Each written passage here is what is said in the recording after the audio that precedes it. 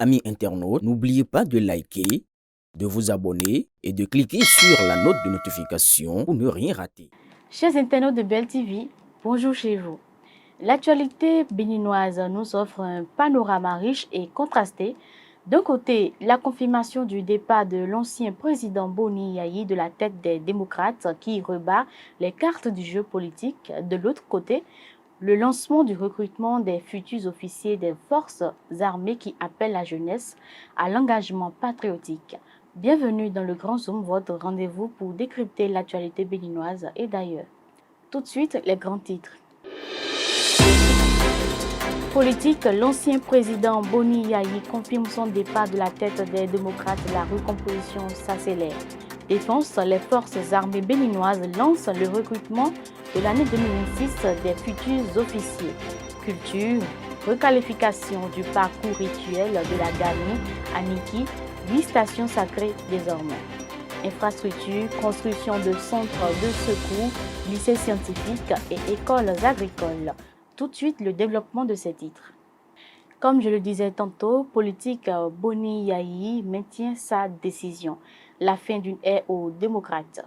L'ancien président du Bénin, Boni Yayi, reste inflexible, malgré l'envoi d'une délégation à Parakou. Pour tenter de le convaincre de revenir sur sa décision, l'ex-chef de l'État a confirmé son départ définitif de la présidence du parti Les Démocrates. Position assumée. Selon ses proches, Boni Yayi estime qu'un retour après la diffusion officielle de sa démission ne serait pas approprié ni politiquement ni moralement.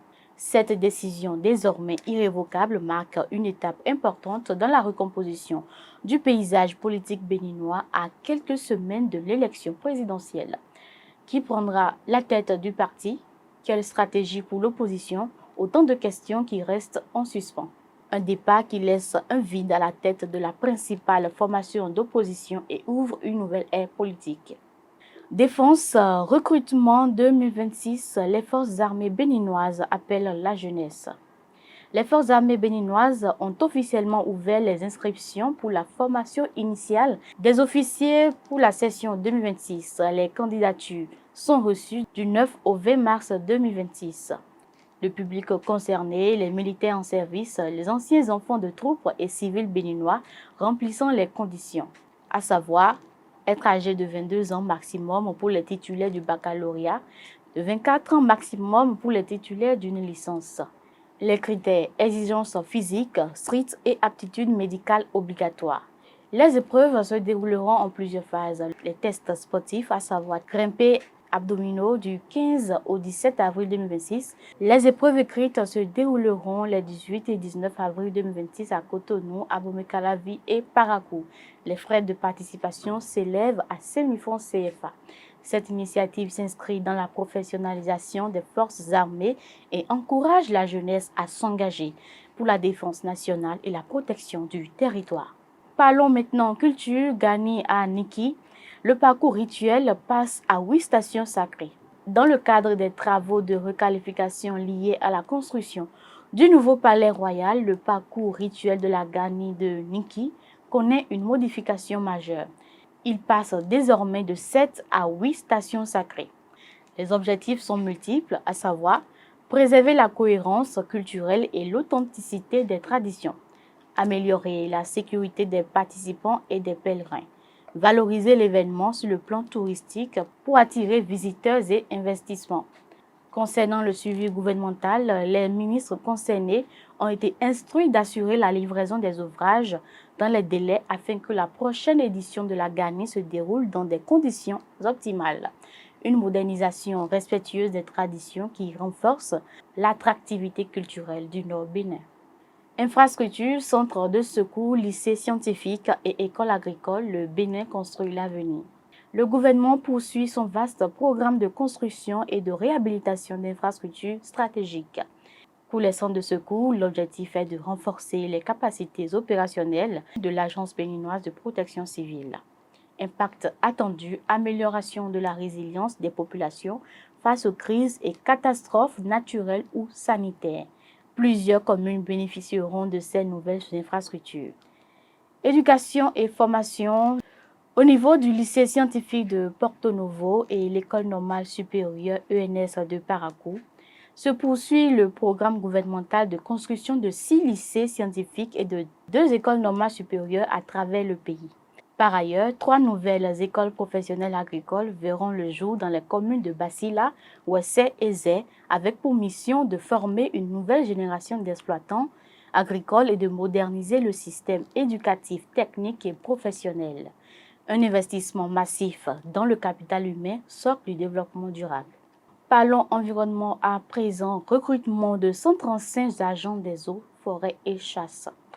Les effectifs de l'administration forestière vont être renforcés avec le recrutement de 135 nouveaux agents répartis comme suit: 95 gardes forestiers, 25 contrôleurs, 15 conservateurs, avec pour objectif améliorer les capacités opérationnelles sur le terrain et garantir une gestion durable des ressources naturelles dans un contexte de pression croissante sur les écosystèmes. Une réponse aux défis de la déforestation, de la préservation de la faune et de la lutte contre les infractions environnementales. Opération coup de poing dans un ghetto à Parakou, 5 personnes interpellées. Une opération menée par le commissariat central de Parakou a conduit à l'interpellation de 5 personnes dans un ghetto de la ville. Les suspects étaient en possession de produits psychotropes. Plusieurs motos ont également été saisies. Cette intervention s'inscrit dans une série d'opérations visant à sécuriser la ville, lutter contre les actes de vandalisme et démanteler les réseaux de criminalité. Les forces de l'ordre réaffirment leur détermination à faire de Parakou une ville sûre pour ses habitants. Un tour à l'international, la Corée du Nord soutient le nouveau guide suprême de l'Iran. La Corée du Nord a officiellement exprimé son soutien à la nomination de Mojtaba Khamenei comme nouveau guide suprême de l'Iran. Contexte régional, ce soutien intervient alors que la région est secouée par des frappes attribuées aux forces américano-israéliennes qui ont coûté la vie à plus de 1200 personnes. Selon la diplomatie nord-coréenne, ces frappes constituent une menace pour la paix régionale et la sécurité internationale. Ce rapprochement confirme la solidité des liens entre les deux régimes, souvent alignés sur les questions géopolitiques majeures. Fait divers de cette édition, disparition mystérieuse de 143 poulets à Abomey-Calavi, un aviculteur en détention. Une affaire pour le moins insolite défraie la chronique à Abomey-Calavi. Un aviculteur a été présenté au tribunal pour la disparition de 143 poulets dans une ferme située à Ouedo.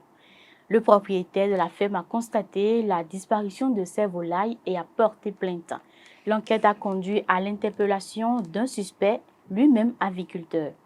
Le plaignant réclame 429 000 francs CFA correspondant à la valeur estimée des poulets disparus. La décision judiciaire, l'affaire a été renvoyée au 31 mars 2026. Cependant, le prévenu reste en détention dans l'intervalle. S'agit-il d'un vol organisé, d'un règlement de compte entre aviculteurs ou d'une toute autre affaire? L'enquête devra le déterminer. Une affaire qui fait jaser dans le milieu des éleveurs et au-delà. L'actualité du mercredi 11 mars 2026 nous offre le portrait d'un Bénin en mouvement engagé sur tous les fronts. Entre le départ d'un poids lourd de l'opposition et l'engagement d'une jeunesse appelée à défendre la nation, entre la valorisation du patrimoine culturel et la lutte contre les trafics, c'est toute la complexité d'un pays qui se construit jour après jour avec ses défis et ses ambitions. Merci de nous avoir suivis. Très belle journée à tous et à très bientôt.